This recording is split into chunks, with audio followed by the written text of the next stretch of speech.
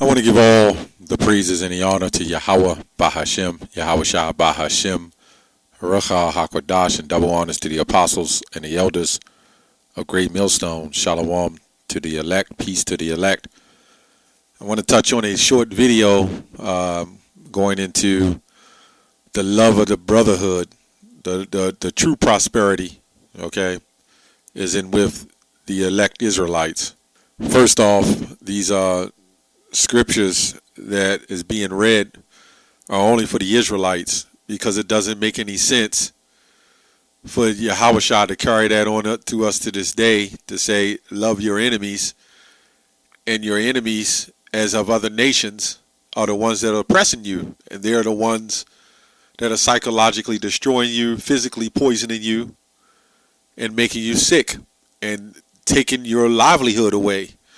So no, this is prosperity amongst the children of Israel, okay, the brothers.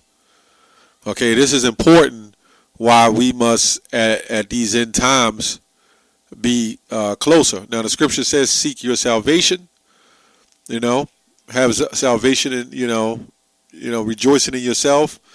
But the brothers is what helps the challenge go along. This is a team effort. Okay, the Lord didn't set every man up separately. Okay, He set us up together, especially us in this doctrine. So it really doesn't make no sense for all the hatred that Esau has towards us. Let's say Idumea has toward us, that we can't love each other that much more. Okay, now if we're exactly supposedly setting the example straight over the so-called Christians who say, hey, it's about love and peace and prosperity, how much more should we be doing that? Okay, this is not directed towards anybody, but I have witnessed things in the past, and it was on my spirit. I was talking to a brother about it today. This is 1 John 4:20. This is a go-to scripture that I've seen a lot of brothers pull, and a lot of Jake that fell out and had problems and had hatred. It said, if a man say, I love God, and hateth his brother, he is a liar. For he that loveth not his brother whom he have seen, how can he love God whom he have not seen? So a lot of Jake will take this scripture and they would make the example of you getting on them that you hate your brother, or you correcting them that you hate your brother, or you're shaming them as exposing. I mean, what's that word means? When you go into the definition of shame, which goes into reprove. If that's what it takes. And it's all in balance. But technically, that's a part of love. Okay, the love that we knew from the Christian church is not the same love that we have in this truth, but it's supposed to be that much more greater. You see a brother needs something, you're supposed to make sure he has it. Ask him, does he have it? What does he need? You had that saying, be the eyes in the back of my head. This is just not no Buffalo Lodge where everybody get together and bring chicken and drinks. I believe as the brother of Texas brought out, you get the drinks, the water Buffalo Lodge, and everybody gets together and bring, their little part, and they eat and they do have a little sit down, and then run off into the wind, and then no form of, brotherly connection. Okay. Let's see what James says. You see, a lot of these scriptures is about applying them. Okay. The scripture says, James 1:22, be ye doers of the word and not hearers only, deceiving your own selves. Again, this is only for the Israelites, and that's why I'm doing this video. Your enemy, would be Israelite. Well, let's go to that. Let's go to Luke 6:27. It says, but I say unto you which hear, love your enemies, do good to them which hate you. So now how we know this is separate, because when you go back up to the scripture, verse 22, it says, blessed are ye when men shall hate you, and when they shall separate you from their company, and shall reproach you, and cast out your name as evil for the Son of Man's sake. So this also proves, this is also Israelites as well and other heathens. This also proves that all of us Israelites are just not going to get together, get along and be together, And we're supposed to take that, and it's a blessing because we're doing it for the Son of Man's sake, the name of the Lord, So when we talk about the name of the Lord is Yahweh, and people hate us on that. When we talk about the mark of the beast, and people have hatred for us towards us on that, this is still a blessing to us because at the end of the day, we're going to have the truth. This also proves that this is separate than this scripture here. Enemy, an enemy can be your brother, And the reason why he said love your enemies because, at the end of the day, you're still responsible for your actions. And you have a chance to make things work. Because you know how Jake was, man, and still is. He's very rebellious. We've always been rebellious to the Lord. So we're going to be rebellious to each other. So as long as we're rebellious, somebody has to be the more mature man and step up and be mature, man. Okay? Be sincere. Let's say that. Okay, this is the word apply. Because you can hear this scripture pulled out all the time. 1 John 4:20, love your brothers as you love thyself. If you don't love your brother, the love of God ain't in you, Christians pull that out all the time, Well, they probably learned it from us. But they know those prosperity scriptures, They was meant to be taught that. That's what keeps us entangled. It says to put use of apply means to put to use, especially for some practical purpose, to bring into action.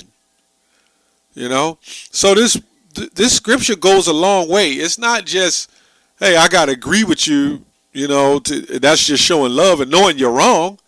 That's not showing love, Being the nice guy is not showing love, Being stern and swift in correction, but also showing that compassion, also showing that mercy. That's all love, man. And a lot of us, honestly, we didn't grow up learning that or knowing how to do it. This is why you pray for that understanding. This is why you pray to get that understanding and to apply it, man, and do it. Don't be just in the spirit of, yeah, man, I know I'm an Israelite, you an Israelite. You do your little, you do your great salute. You shalom and you're doing your great salute.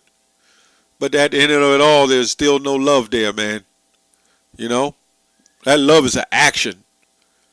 That's the thing what Yahushua was quoting in Isaiah. When he said, these people speak with their lips, but their heart is far from me. Because they were saying, yes, I love you, God. I love you, Most High. But they really didn't. And this is the behavior that you can see now today. Along with your own brother. See, it's a perfect balance. You have to love your brother. You can't love the Most High and don't love your brother. That's what the scripture's talking about. Okay? And also loving your brother is going that extra mile.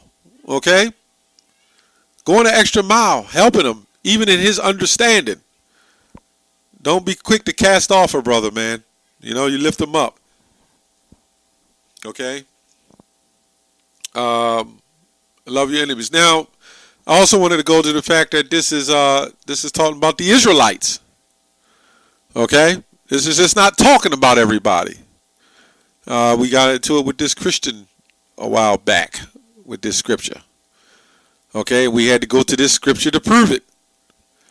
This is Mark 12:28. And one of the scribes came and having heard them reasoning together. So why did they have to reason together?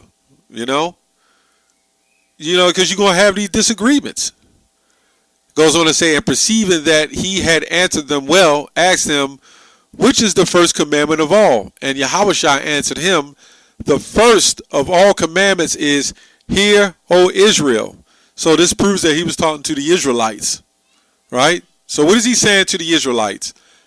The Lord our God is one Lord, and thou shalt love the Lord with all the Lord thy God with all thy heart, spirit, their mind, the spirit, and with all thy soul, okay, and with all thy mind, and with all thy strength. This is the first commandment. Now we're still saying, O Israel, right? And the second is like, namely this, talking about the Israelites. Thou shalt love thy neighbor as thyself. There is none other commandments greater than these.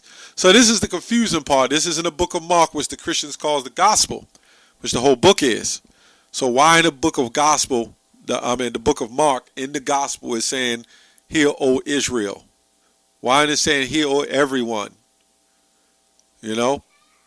They already tripped everybody up on that Jew and Greek, Gentile, male or female. You know, you have to understand that.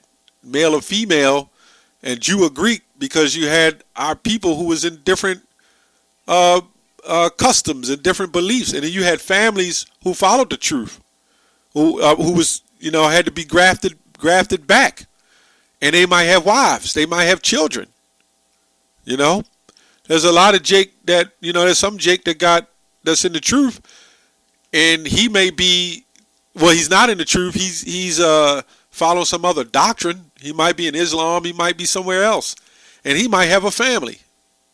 You know, the scripture says, oh, men are called, but hey, he might have a family.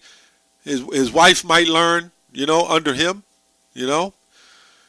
This is why the letters of Paul was strictly enforced, you know, because it all boiled down to the love.